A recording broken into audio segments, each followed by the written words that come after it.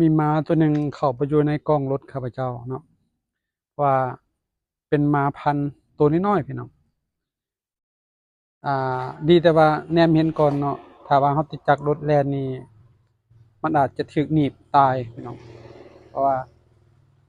อยู่ๆแล้วมาอยู่กล้องรถข้าพเจ้าว่ายามนี้มันยามเดือนเก่าพี่น้องยามเดือนเก่าม้ามันจะออกมาศอกถือเนาะแต่ว่าม้าตัวนี้เป็นพันธุ์น้อยมันเห็นม้าใหญ่แล่นผ่านแถวนี้นี่ มันย้านเพราะ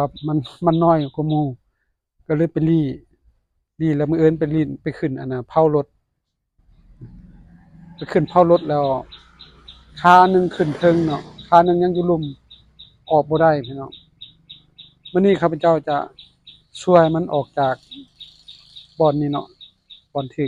มันขึ้นไปลงบ่ได้มาเบิ่งกันพี่น้องข้าพเจ้าจะช่วยมันให้ออกจากนี้ให้ได้เนาะเบิ่งกันอ่ะ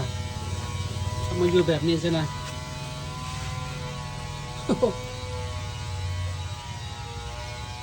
ออกมาไหมออกไหมออกมาบ่แม่นเข้าไปแล้วออกบ่ได้เลยตีนี่นะฮะโอ้แม่นแท้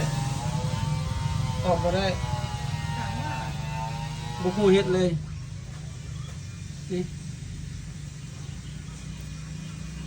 ขึ้นไปแล้วลงบ่ได้บัดนี้ขาหนึงอันน่ะอยู่เทิงหุ่นขาหนึงอยู่ลมพี่ตัวมายังอยู่พี่ฮะออกมาเบิ่งออกมาเบิ่งออกมาออกมาเฮ้ยปิดหน้าข้างในเพิ่นบัดนี้เอาโอ้ยานอายุกองรถนี่นะ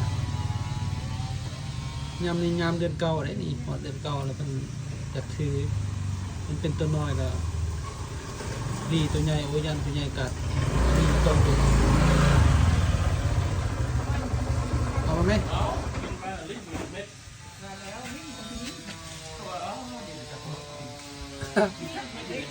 เอามาไหมเอามาลงไหม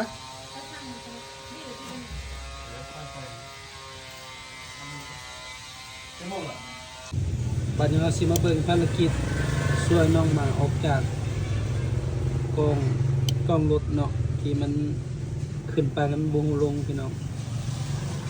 ขาหนึงมันขึ้นไปถึงขาหนึงอยู่ลมมันขึ้นไปบ่ได้เราสิเบิ่งการช่วยน้องหมาออกจากจุดนี้ให้ได้พี่น้องหยับกองเข้าไปเบอร์หนึ่ง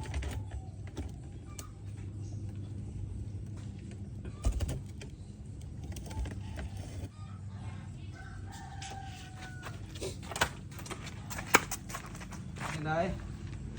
ออกได้บ่ฮะ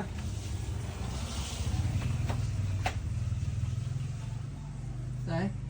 เอาไหมเอาไหมเฮ็ดได้บัดนี้ฮะ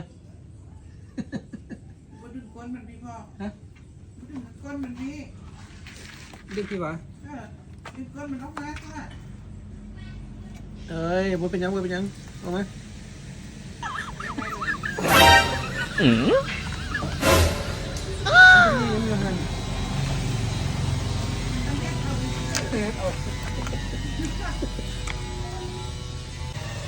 อันนี้ออกมาแล้วตัวน้อยๆนี่ท่านลี่ได้ผมกินที่อันน่ะมาใหญ่ดิเอาไหมมาเอาพี่ไหมเอาไหมพอยามนี้ยามเพิ่นถือดิยามเพิ่นถือเจ็ด8เดือน9แล้วมาลี่จะกล้องรถนี่เนาะแต่เห็นตัวม้าตัวใหญ่มาแล้วมันลี่ย่านเขามาไหมมาเนี่ย